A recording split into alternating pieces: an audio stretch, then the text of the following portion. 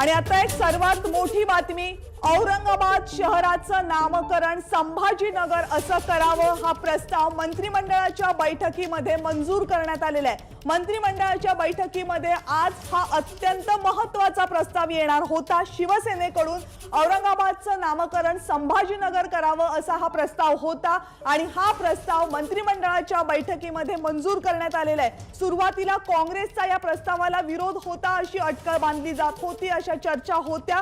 मंत्रिमंडळाच्या बैठकीमध्ये या संदर्भामध्ये चर्चा होईल असं सांगितलं जात होतं आणि आता औरंगाबादचं नामांतर संभाजीनगर करण्याचा प्रस्ताव मंजूर करण्यात आलाय। आणि याशिवाय उस्मानाबादचं नामकरण धाराशिव करावं यासाठी सुद्धा मान्यता देण्यात आलेली आहे। दोन महत्त्वाचे प्रस्ताव मंत्रिमंडळाच्या बैठकीमध्ये मंजूर करण्यात आलेले आहेत। एक, औरंगाबादचं नामकरण संभाजीनगर, दोन, उस्मानाबादचं नामकरण धाराशिव।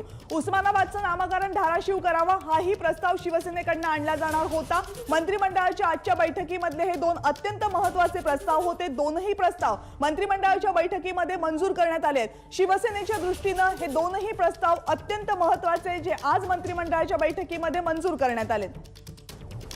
या सगळ्या संदर्भातली माहिती जाणून घेण्यासाठी राजू सोनावणेकडे